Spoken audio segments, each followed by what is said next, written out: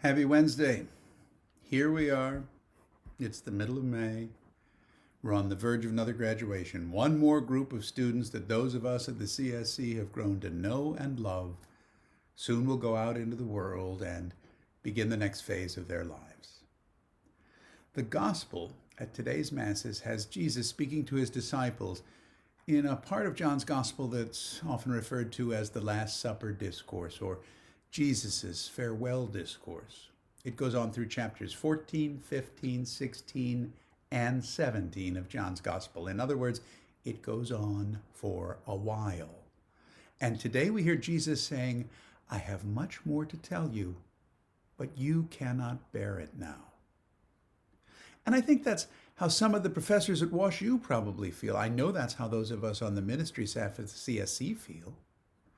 As graduates get on with their lives, we all want them to be equipped with everything they could possibly need for the next phase, whether that be graduate school, research, a new job in the real world, the military, whatever. But on the other hand, it happens to be true that we humans only can carry so much in our backpacks or in our heads. We just can't be ready for everything.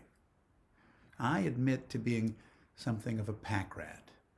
The briefcase I carry to and from work probably contains, about twice as much stuff as it should. In my office over at the medical school, I have huge files. They're packed with old papers that I may need to check sometimes, but most days I don't even open the file drawers.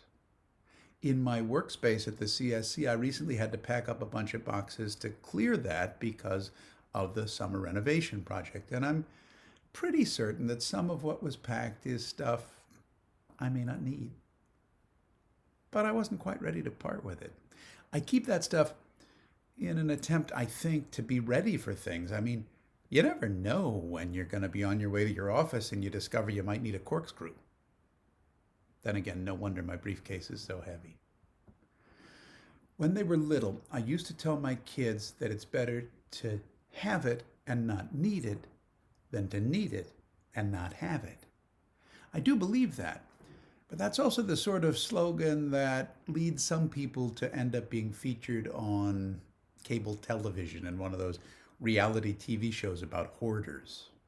But the thing is, regardless of how full our desks, our briefcases, backpacks, even our heads might be, I sometimes think that a lot of what we actually need can't be stored there. We can't really store it anywhere.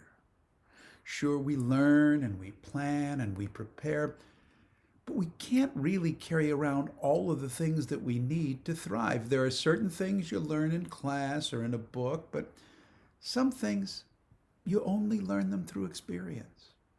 I expect, for example, that 1 year ago, very few, if any, students, faculty members, administrators at WashU, or anywhere else had any idea how they were going to survive a year of COVID-19.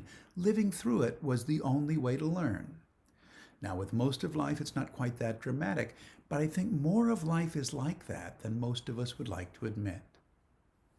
As he sat talking to his disciples that night at the Last Supper, Jesus was trying to prepare them for life after he was gone, but part of him must have just been exasperated by the fact that he could tell them so many things, and they could nod and be engaged, but he knew they still probably weren't really going to get it.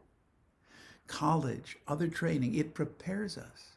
And our books and professors and campus ministers and friends, they help us gain knowledge. But when the rubber hits the road, we learn a lot of things by living rather than by taking specific classes or reading particular books. It comes to us from what my grandparents would have called the school of hard knocks. Back to COVID-19 for a second, perhaps you had taken courses about viruses or read a lot about how they spread, but that's not the same thing as actually putting a mask over your nose and mouth before you walk into the grocery store, or stopping at the sink to wash your hands one more time. We learn about life by living it. Education helps. It's vital.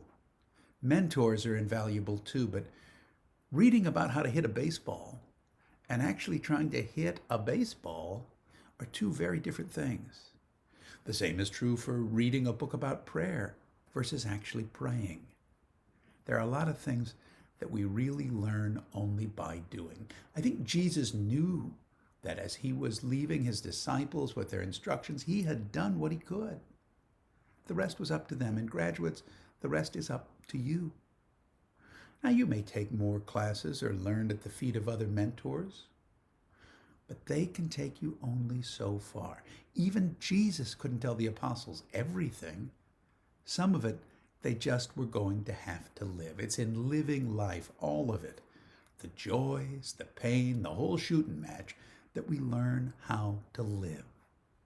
Though I think it does help if we keep our mentors and Jesus on speed dial. You may even want to be sure there's a corkscrew in your briefcase.